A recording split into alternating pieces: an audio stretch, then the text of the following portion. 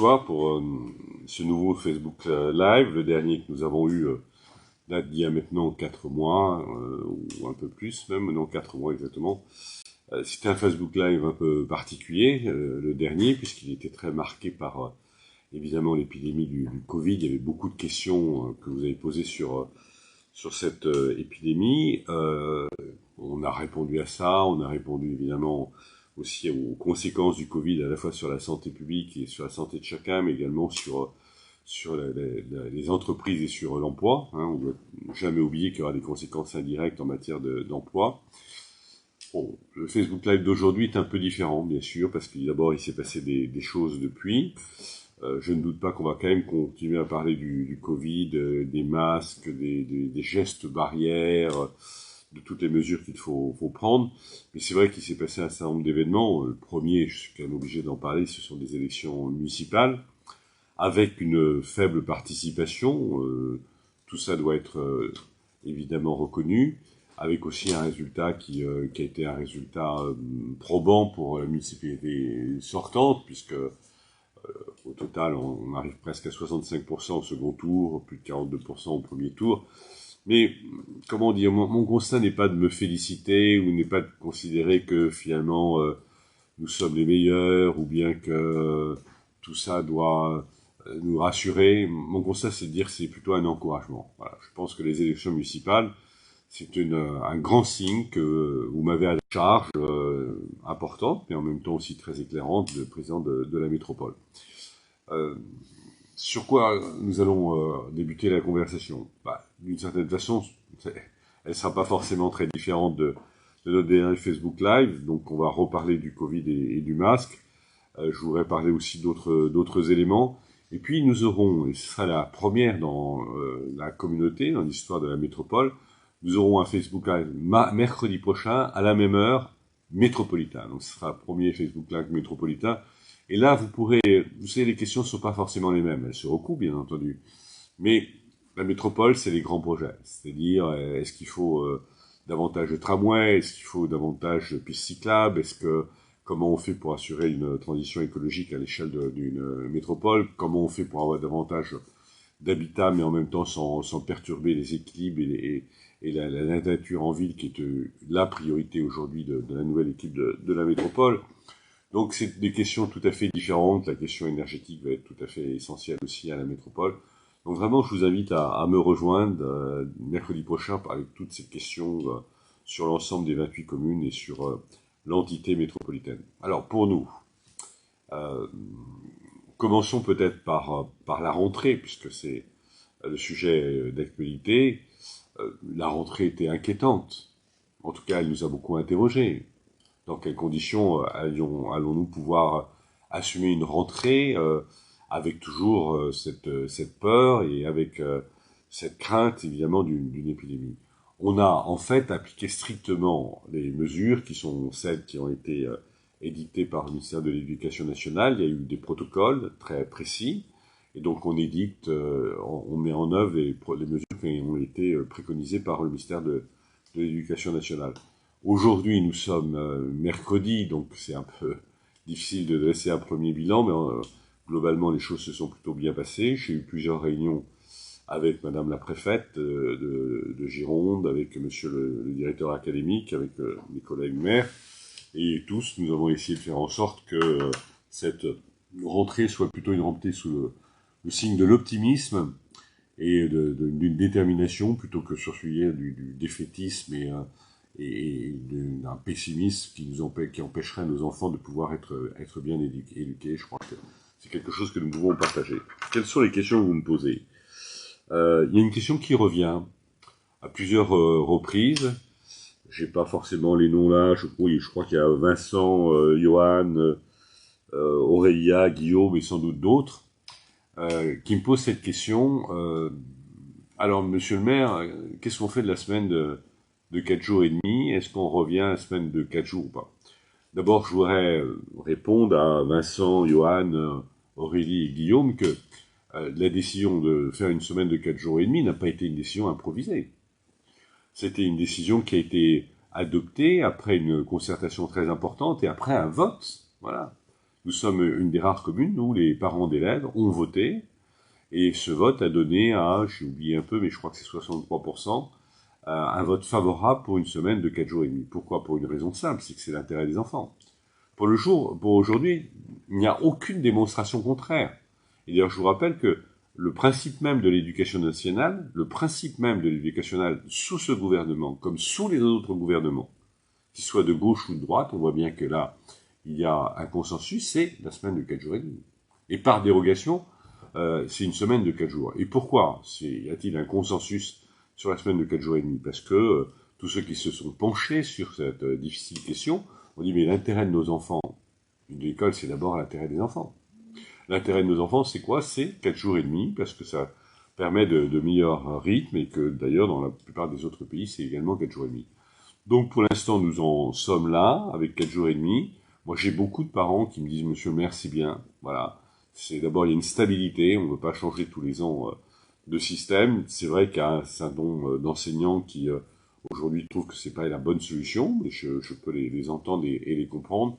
Mais moi, ma vision, c'est l'enfant et l'intérêt de l'enfant, et ensuite, après, celui des familles. Donc voilà pour ce point. Qu'est-ce qu'il y a comme autre question? Puis la semaine des 4 jours et demi aussi, quand même, elle s'accompagne à Mérignac de TAP, donc d'activités périscolaires qui sont gratuites. Là, je le répète, c'est aussi une volonté. Vous savez, vous n'allez pas très loin, vous franchissez la frontière de Mérignac, et bien là, quand vous avez laissé vos enfants en dehors des périodes scolaires, eh bien vous allez devoir payer pour avoir un nombre d'activités. Ce n'est pas le cas à Mérignac, c'est toujours gratuit. Il y a une seconde question plus locale, plus précise, qui concerne l'école maternelle Oscar Auriac.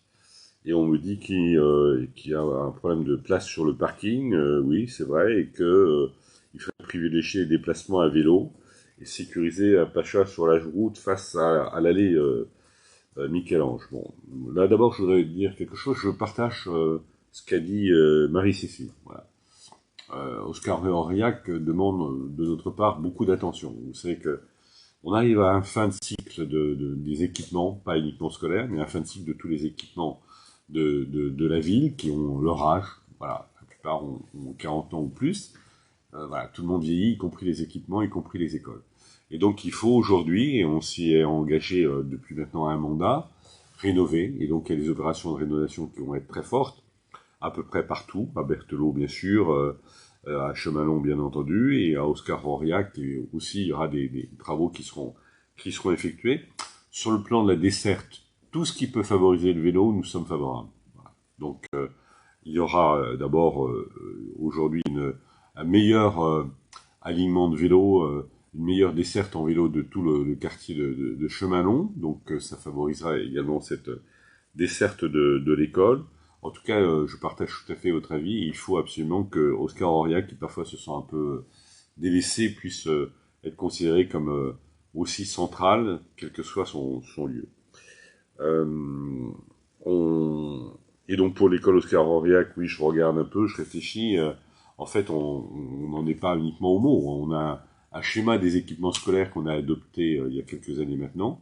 Et donc, dans ce schéma des équipements scolaires, voilà, on peut pas, Rome s'est pas construit en un jour, Mérignac non plus. Et donc, on va moderniser l'ensemble de nos écoles, et le tour d'Oscar Auriac arrivera, je n'ai pas en tête, excusez-moi, mais j'ai pas en tête exactement la date de la rénovation, mais tout ça est prévu.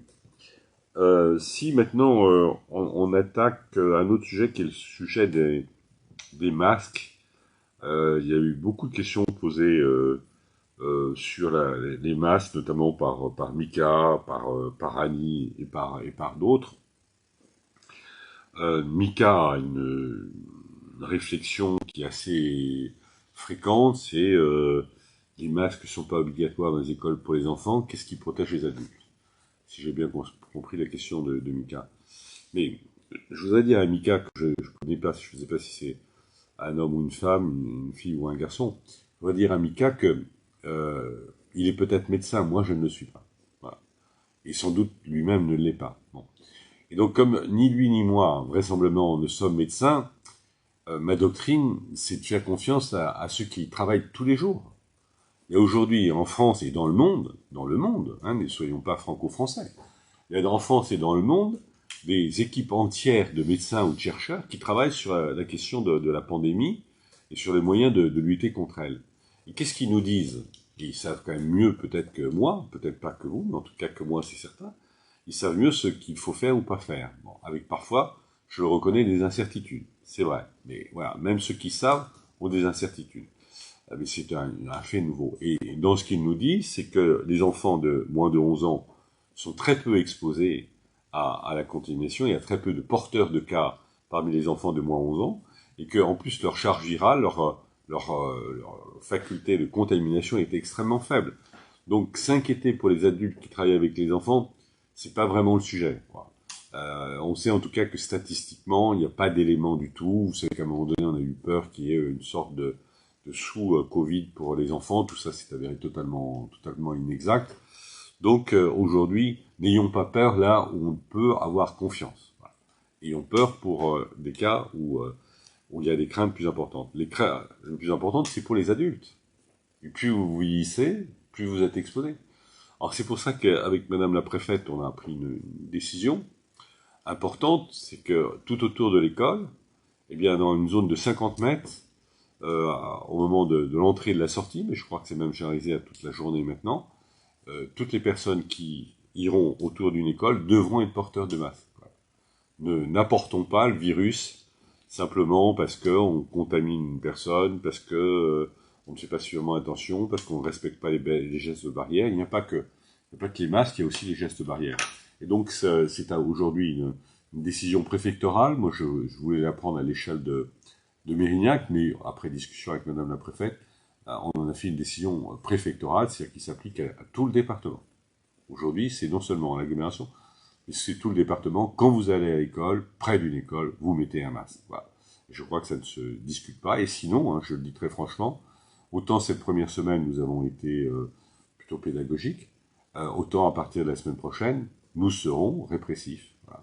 Que les personnes qui n'ont pas de masque, eh bien, s'exposeront à une amende qui sera une amende la même pour toutes les communes de 135 €. On a été un peu plus loin, mais ça, je l'avais déjà décidé auparavant, et ensuite, après, ça a été prolongé au niveau départemental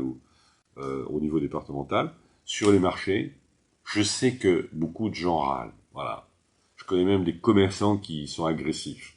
Je connais des gens qui font de la provocation en ayant le masque à la main et qui refusent de le porter sur leur visage.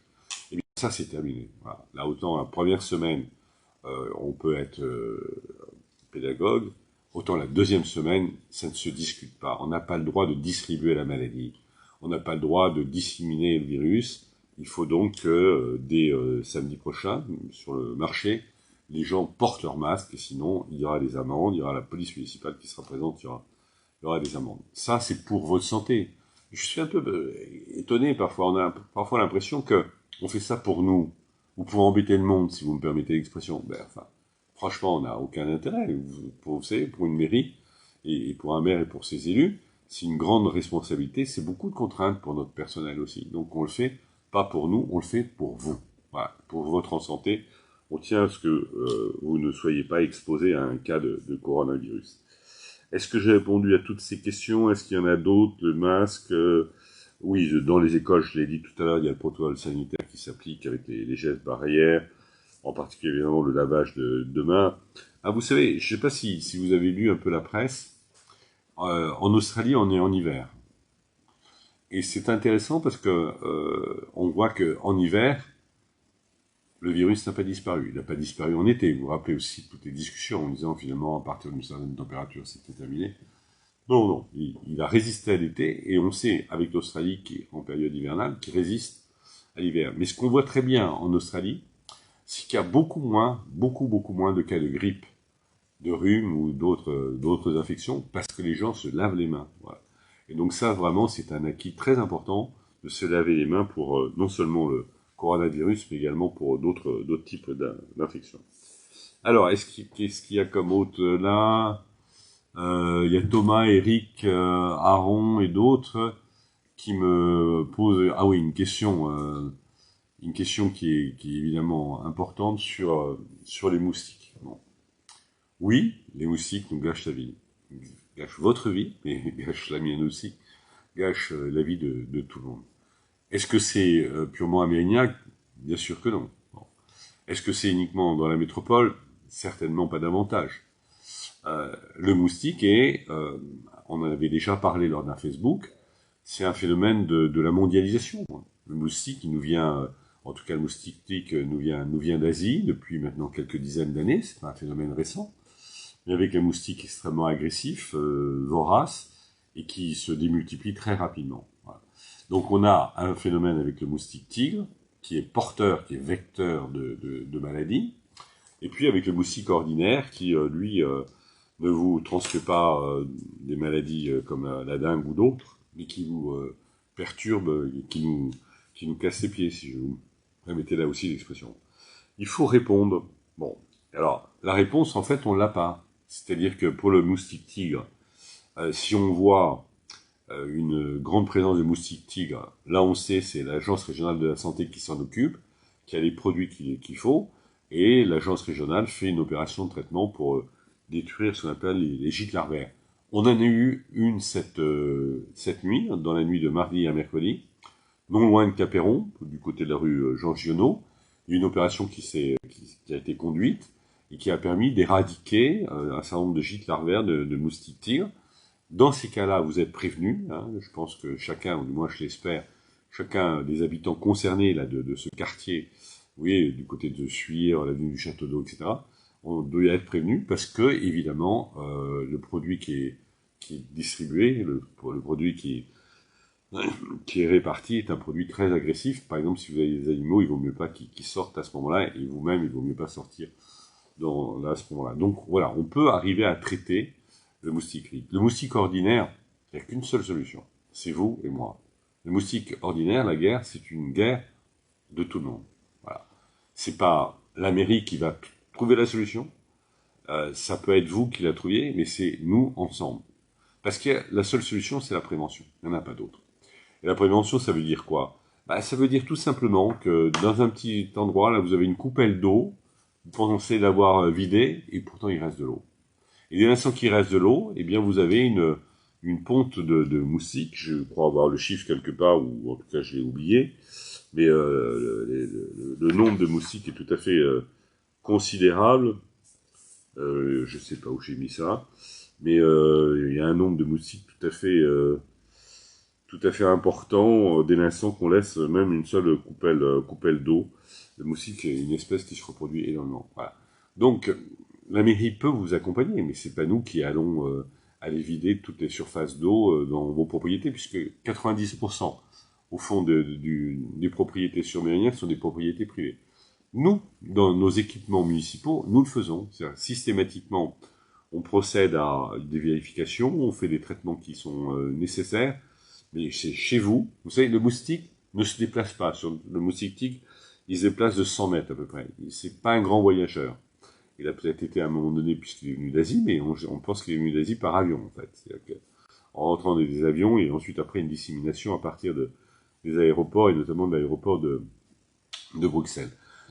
Les gens du voyage ont droit à 3 emplacements, 3 aires de grand voyage.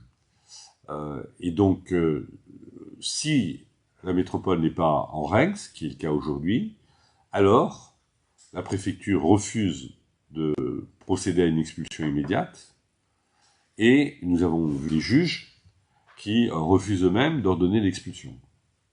Ou bien, j'ai le cas hier ou avant-hier, d'un juge qui a ordonné l'expulsion avec un délai de 6 mois. Voilà, 6 mois. Ça, c'est la justice qui s'impose. Et le maire est heureux, évidemment, est soumis aux décisions des juges. Bon. Donc tout ça ne fait pas nos affaires. Nous, dès l'instant que des gens du voyage s'installent sur le domaine public, là où, qui appartient à la métropole ou à la ville, on demande immédiatement l'expulsion. Pour demander l'expulsion, il faut faire un constat d'huissier, il faut saisir un juge, un avocat, un juge, voilà. Et on y arrive, mais avec les contraintes que je viens de vous indiquer, c'est que parfois le juge dit, écoutez, mettez-vous d'abord en règle vous-même avec la loi qui oblige à 3 emplacements, et puis ensuite après, je verrai. Donc voilà.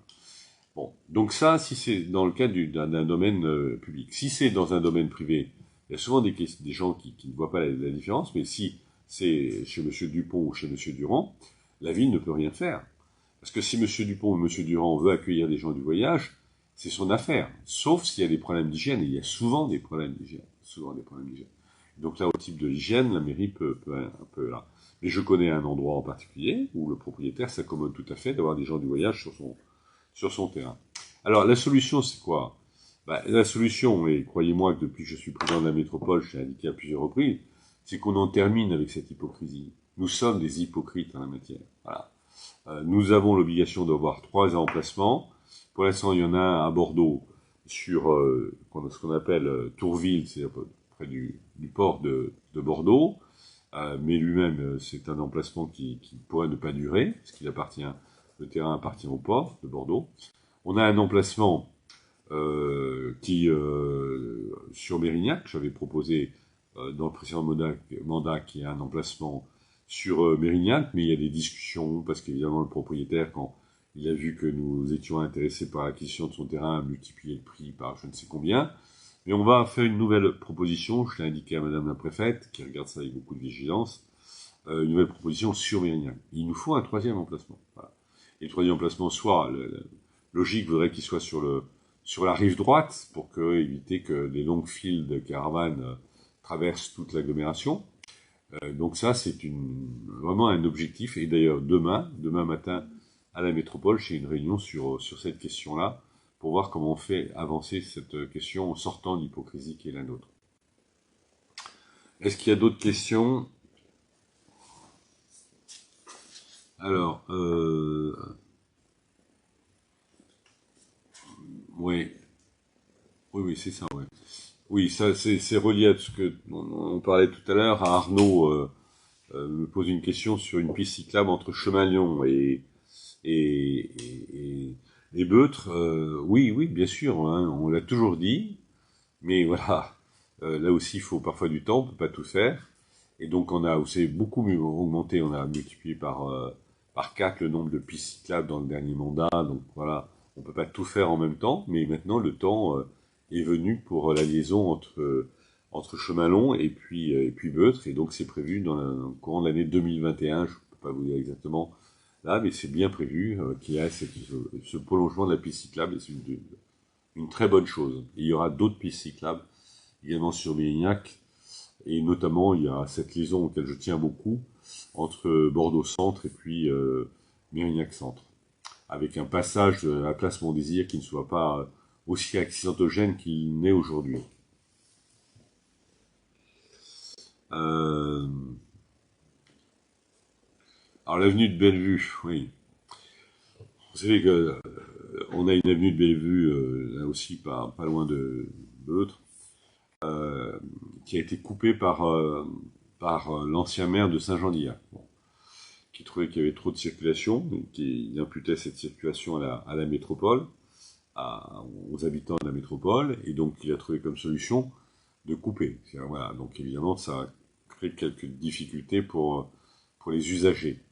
Et donc, je sais qui est-ce qui pose la question, là, mais j'ai oublié son nom. En tout cas, il va se reconnaître. Donc oui, j'ai rencontré déjà le nouveau maire de Saint-Jean-d'Illac. C'était un de mes premiers actes du nouveau mandat. Et donc, avec le nouveau maire, nous sommes en train de travailler pour dégager cet axe et essayer de régler aussi la question de tout ce secteur qui est un secteur où il y a beaucoup de circulation et beaucoup de situations très dangereuses. Voilà, parce que c'était pas prévu pour accueillir autant de véhicules, il faut aussi le dire. Donc il y a des solutions qui aujourd'hui sont en train de se dégager avec Saint-Jean-d'Illac, ce qui n'était pas possible dans le dernier mandat. Alors, cette fois-ci, c'est Génie qui me pose une question sur le collège de Beutre. Alors, j'ai l'impression que tous les habitants de Beutre sont rassemblés, mais c'est une bonne chose. C'est un quartier qui mérite, comme je l'ai dit tout à l'heure, beaucoup d'attention. Le collège de Beutre n'est pas tombé dans les oubliettes. Simplement, là aussi, parfois, il y a des mauvaises interprétations. Bon. Mais j'ai une réunion sur le collège de Beutre, je sais pas, dans les 10 jours qui viennent, et je rencontre par ailleurs le président du conseil départemental également, je crois la semaine prochaine ou quelque chose comme ça. Donc, le collège de Beutre se fera. Voilà, il se fera au lieu d'aujourd'hui, c'est-à-dire dans la plaine des sports, qui est suffisamment grande pour accueillir à la fois un collège et pour accueillir encore une autre partie de la plaine des sports. Ah, je ne sais pas pourquoi, vous savez, pendant la campagne municipale, mais je ne veux pas y revenir, certains avaient trouvé qu'il y avait eu un article de journal ou une délibération du département par laquelle on ne parlait plus du collège de Beuth. J'avais expliqué en long et en large que, en fait, le document ne faisait état que des collèges où les travaux avaient commencé. Donc le collège de Beuth est prévu, mais sa livraison n'interviendra pas avant 2024. Donc il faut un certain temps, mais je pense que ce sera très important pour notre quartier de Beuth. Ça donnera beaucoup d'animation et ça favorisera aussi le commerce, et on sait que le commerce manque à Beuth. Euh, les halles en centre-ville, oui. Ça, oui, ben c'est Jean-Luc, oui. D'ailleurs, je vois tout à fait qui est le Jean-Luc, et je voudrais le saluer et m'excuser parce qu'il m'a posé la même question par texto et j'ai pas eu le temps de lui répondre. Donc merci en tout cas à toi, Jean-Luc. Euh, vous savez qu'on a un très beau projet. Les halles ont été les halles nouvelle façon, hein, ont été mises en place du côté de la cité du vin. Ça marche bien. Voilà, parfois il y a quand même quelques points à régler, mais en gros, c'est un grand succès. C'est un succès avec une clientèle un peu différente aussi, parce que c'est pas forcément ces halles-là qui sont les meilleurs marchés, mais bon, il y a un public pour ce type de halle. Ça a bien marché, ce qui fait que Mérignac s'est porté candidate pour en accueillir une. Talence également, la halle de Talence qui était toute prête a rouverte il y a quelques mois, un an peut-être, je crois, ou un peu plus d'un an. Et donc notre halle, elle est toujours évidemment d'actualité. Bill Toki, qui est l'homme qui suit ces dossiers, est toujours d'accord pour investir, investir à Mérignac, ou à Mérignac, mais à la place du casino. Voilà, le casino actuel, on en dira un mot tout à l'heure, est fermé, parce que le Monoprix va ouvrir. Et qu'est-ce qui va se passer à la place du casino? Ben, notamment, évidemment, il y aura c'est un terrain qui appartient bon, au groupe Casino Monoprix, c'est ce même groupe qui a vendu ensuite après à une entité avec notamment Domo France. Donc évidemment le groupe a vendu en espérant pouvoir faire une opération. Donc il y aura des logements qui sont construits, mais il y aura également cette halle à la place du casino. Simplement aujourd'hui, bah oui, il y a du retard partout pour deux raisons. La première, c'est le Covid. Vous avez vu comme on était impacté par le Covid. Et puis la deuxième, c'est aussi parce qu'il y a une petite condition, c'est que moi, je ne veux pas reculer sur la question du stationnement. Voilà. Et donc, on sait très bien que dans ce projet global des nouveaux opérateurs, le stationnement aujourd'hui du casino sera transformé en autre chose. Et donc moi, j'ai demandé à ce qu'on me restitue des places de stationnement, et justement du côté de la halle, si ce n'est juste en surface, du moins en tout cas quasiment en surface. Voilà. Et donc là, pour l'instant, ça bloque, puisque les opérateurs n'arrivent pas, me disent-ils, à trouver la solution pour arriver à gérer ce parking. Mais voilà, je tiens à ce qu'ils la trouvent. Donc tout ça bloque un peu les projets. Euh, alors, il y a Arnaud Lafont. Oui, il y a Arnaud Lafont. Et après, on reviendra en Sautreville, peut-être, pour qu'on dise un mot ou je non pas tout de suite, du casino. Que se passe-t-il avec le casino d'aujourd'hui? Alors, ceux qui ont bien suivi l'actualité, mais je reconnais que c'est pas toujours facile. Ceux qui ont assisté à un certain nombre de réunions, mais tout le monde ne peut pas assister aux réunions, savent que évidemment, le même groupe n'allait pas à la fois laisser Casino et juste en face le Monoprix, puisque, je l'ai dit tout à l'heure, c'est la même entité juridique, la même entité commerciale. Donc, le Casino avait un bail qui, avec le groupe Monoprix, hein, sans que le groupe Monoprix a cédé le foncier à d'autres opérateurs. Eh bien, le bail est tombé et le bail a été arrêté à la fin du mois de juin. Et donc, c'est la raison pour laquelle Casino a fermé. Le personnel de Casino va traverser la rue, et là, en traversant la rue, cette fois-ci, oui, ils vont trouver un emploi, à Monoprix, et donc il faudra aussi qu'ils s'habituent à leur nouveau lieu, à de nouveaux aménagements, etc. Mais donc, le Monoprix, lui, va ouvrir le 15 octobre, la date est confirmée, avec une visite de la sécurité qui aura lieu quelques jours auparavant. Donc ça va être un super Monoprix de 1800 mètres carrés, évidemment, comme c'est un des équipements les plus récents de Monoprix, ce sera un équipement moderne, parmi les plus modernes des Monoprix de France, où on aura à la fois de l'alimentaire, on aura du vestimentaire, et puis tout autour, il y aura beaucoup d'autres commerces. Et donc le casino, bah voilà, il a fermé. À un moment donné, moi je pensais qu'on aurait pu mettre en place des navettes qui auraient pu acheminer les commerces, les chalands, les habitants du centre-ville vers d'autres supermarchés, notamment le plus proche, c'est sans doute celui qui est proche de la mairie. Mais bon, pour l'instant, ça ne peut pas se faire, il faut regarder. On va voir si on peut pas renforcer l'offre aussi le mercredi matin. Mais c'est vrai qu'il y aura un gap, là, pendant maintenant, on est combien, je sais pas, le 5, le 6, pendant un peu plus d'un mois. Bon, et là aussi, 2 mois, oui, non, c'est 15 octobre, donc pour un peu plus d'un mois, il y aura un gap. Mais là aussi, il faut l'accepter. Vous savez, parfois, c'est comme dans nos vies personnelles. Parfois, il faut accepter d'être patient pour avoir mieux. Ben là, vous aurez beaucoup mieux. Voilà, vous aurez beaucoup mieux avec l'offre de Monoprix. Et puis ensuite, après, avec la halle. Donc voilà pour ça. Sur l'îlot 2 a été aussi très impacté par le Covid. Vous voyez quand même qui sort là, hein, ce qu'on appelle l'îlot 2, c'est cette grande ensemble qui est en face de la médiathèque et en face de l'église. Donc là, on discute beaucoup. Il y a quelques nouveautés. Malheureusement, le Covid a fait des dégâts. On devait accueillir une brasserie. Et la brasserie n'a pas trouvé les soutiens bancaires nécessaires. Donc on doit se remettre à rechercher une brasserie. On est toujours aussi en quête d'une boulangerie, mais il y aura d'autres commerces. Il y aura un autre restaurant qui, lui, a confirmé sa venue. Voilà. Donc en tout cas, on aura une belle offre. Si maintenant je repars sur Arnaud Lafont, donc sur une école, alors il y a deux Arnaud Lafont. Il y a le Arnaud Lafont d'aujourd'hui. Vous savez que lui, on va essayer d'en faire quelque chose d'attirant, d'attractif. Moi, je sais ce qui manque quand même à Chemin-Long. Il manque des espaces verts, il manque un peu de commerce, il manque du stationnement. C'est pas pour rien que ça s'appelle chemin long. Hein. C'est quand même un long chemin. Ça a toujours été le cas. C'était un chemin de transhumance d'ailleurs.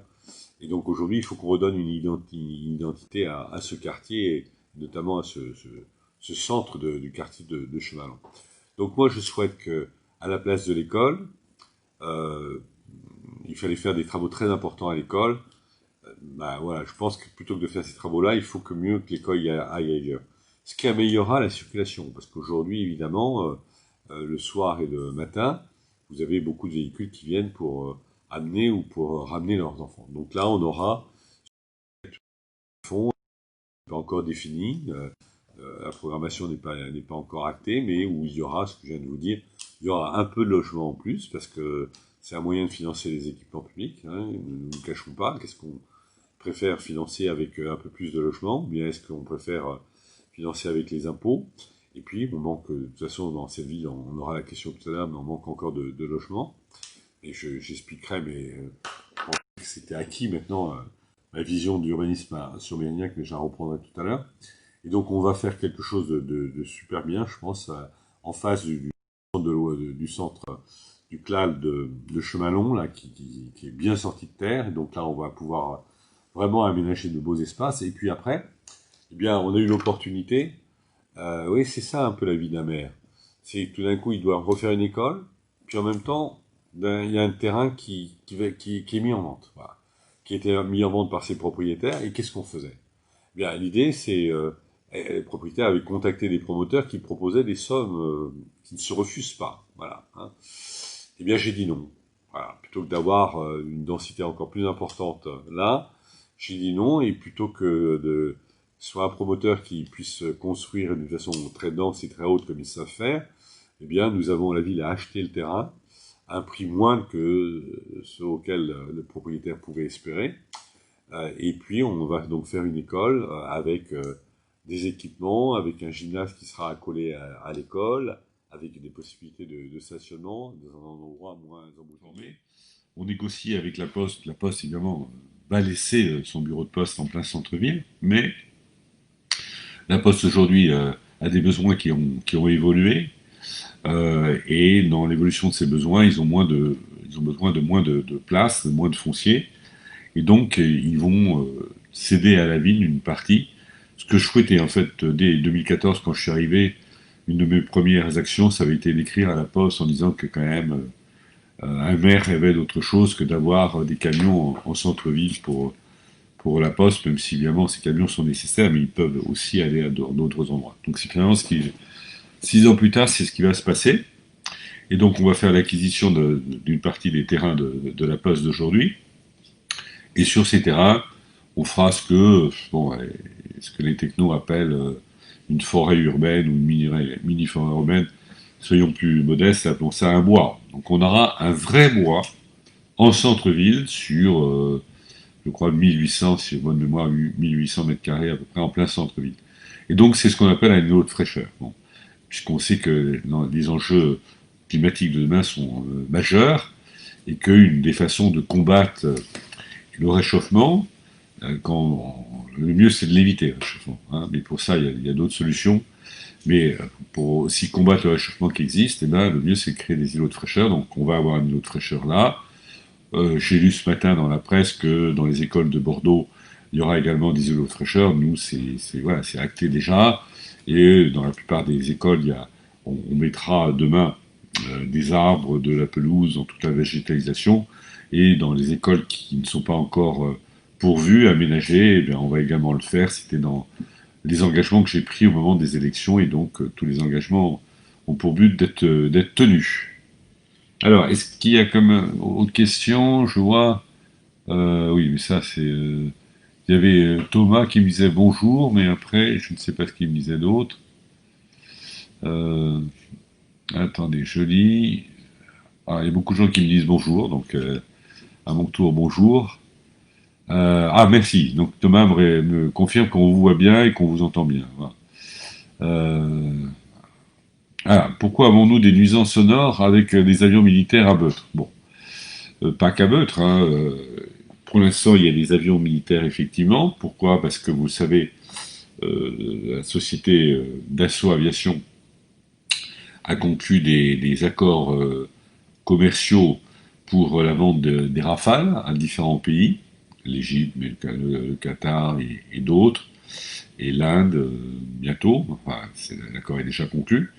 Et que dans le cadre de ces accords, il y a aussi la formation des pilotes, ou plus exactement l'accentuation de la formation. C'est déjà des pilotes qui sont formés dans leur pays, mais il faut également qu'ils soient formés ici.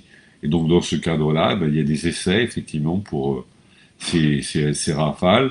Donc ils n'ont pas lieu la nuit, ces essais, ils n'ont pas lieu le week-end, ils n'ont pas lieu pendant les périodes de grands congés. Ils sont avec des techniques qui essayent de limiter le bruit, mais c'est vrai qu'il y a encore du bruit, quelles que soient les techniques qui soient adoptées. Tout ça a un calendrier précis. Je pense qu'il y a encore une bonne année d'essais, mais ensuite après, il n'y aura plus du tout d'essais parce qu'il y aura d'autres solutions qui vont être trouvées par Dassault et par l'armée française.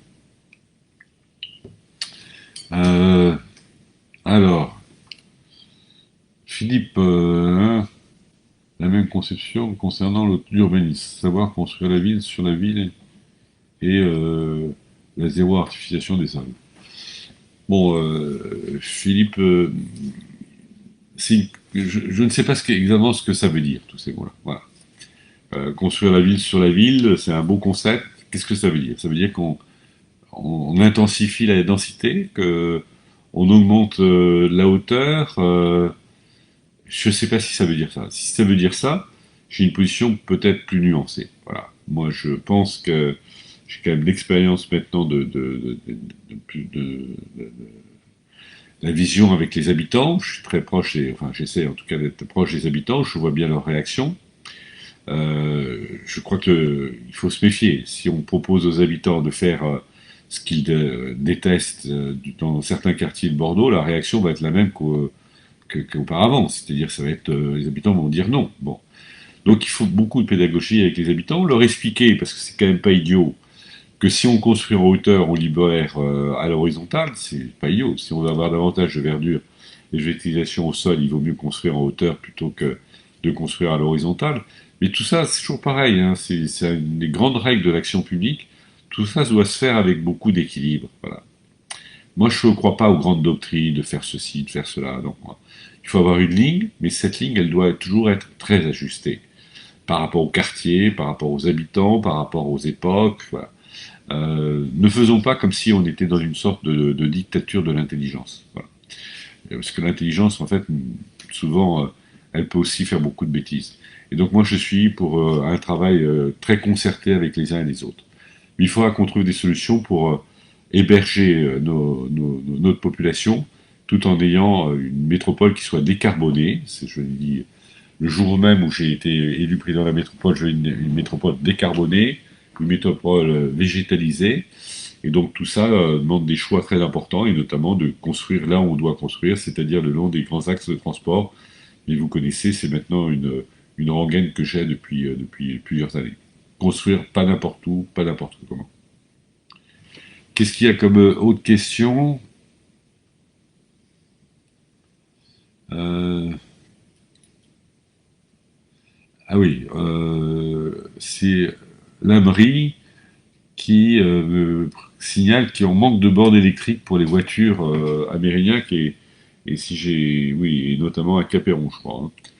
Euh, bon, là, on a le problème d'une société qui, ça fait partie aussi de la vie, ça, quoi, qui était partie avec plein d'espoir, avec des chiffres qui n'étaient pas si mauvais au départ, et qui a fondu les plombs. Ah, ça n'a pas marché. Pourquoi ça n'a pas marché? Parce que peut-être qu'elle n'a pas rencontré non plus son public, hein, méfions-nous un peu aussi de nos visions parfois extrêmement généralistes, en disant, ben oui, finalement, tout le monde veut emprunter des véhicules électriques. Bon, voilà, la réalité du marché, c'est pas celle-là. L'entreprise a fermé les portes. Voilà. Ceci, on a les installations, on a l'équipement qui est là. Donc, on va essayer de trouver des solutions pour permettre à chacun de pouvoir alimenter son véhicule électrique. Donc, on y réfléchit, mais on ne va pas y réfléchir uniquement à Mérignac. Parce que quand vous prenez un véhicule électrique à Mérignac, c'est pour aller peut-être à Talence, à Pessac, à Senon ou ailleurs, peut-être même à Libourne. Donc, il faut qu'on ait une vision d'ensemble pour avoir une offre qui vous permette de circuler dans l'ensemble de la métropole et même peut-être au-delà. Euh, je sais pas ce que me dit Audrey là. Merci monsieur. Alors, on va dire 2023. Là, je vois pas trop le. Oui, ça c'est. Si, oui, oui, oui, parce qu'il y a des discussions entre vous, mais ça c'est super que vous puissiez discuter entre vous aussi. Alors, Antoine, que je connais bien, avez-vous encore en projet une maison des sports? Bon, euh, oui et non. Moi, je veux travailler main dans la main avec le SAM, qui est un grand partenaire de la ville. On a d'autres partenaires sportifs que le SAM, mais le SAM, évidemment, avec ses plus de 7000 adhérents, c'est un partenaire tout à fait considérable. Donc, on travaille avec le SAM.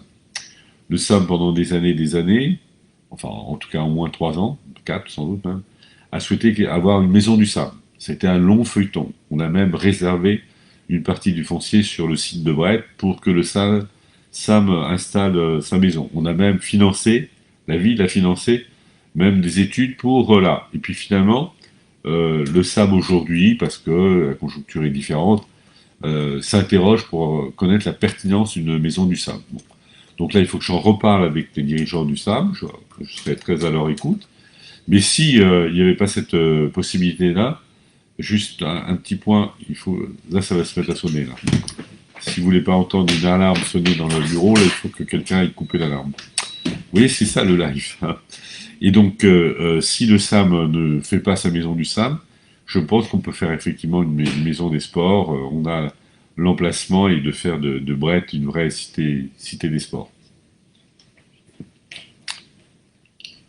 Ensuite, après, euh, sur les bus, mais là j'en parlerai peut-être davantage la semaine prochaine, mais oui, je comprends là votre irritation qu'il y a un seul bus Liane 11, et c'est une galère pour les lycéens. Alors vous savez que tout ça également on contraint quand même par les travaux aujourd'hui d'aménagement du tramway. La première partie des travaux qui ont été retardés par le Covid, puisque les entreprises ne pouvaient pas travailler, est en voie de se terminer. Elle a consisté à déplacer ce qu'on appelle les réseaux, c'est ce qui est sous la route. Et puis on va attaquer maintenant une deuxième partie qui va être la pose des rails. Donc il y a encore pour un an, voilà, il y a au moins encore un an de travaux pour le tramway. Et donc tout ça perturbe évidemment beaucoup la circulation, mais perturbe également le flux des bus, et notamment a perturbé évidemment les lianes qui desservaient les établissements d'enseignement. Donc on va regarder ça de nouveau directement à la métropole, puisque maintenant je suis en responsabilité à la métropole. Euh, alors après, il y a quelqu'un qui m'apprend quelque chose. C'est génial, le petit magasin aux Ardillos. Alors, je vois pas de quoi il s'agit, le petit magasin aux Ardillos, mais bon, moi, merci, C'est le vrac. je vais... Le vrac. Ah oui, il y a un vrac, ah oui, oui, oui, d'accord, oui, oui, oui, bah c'est... Oui, oui, d'accord, oui, oui. Mais moi, je n'appelle pas le petit magasin, oui.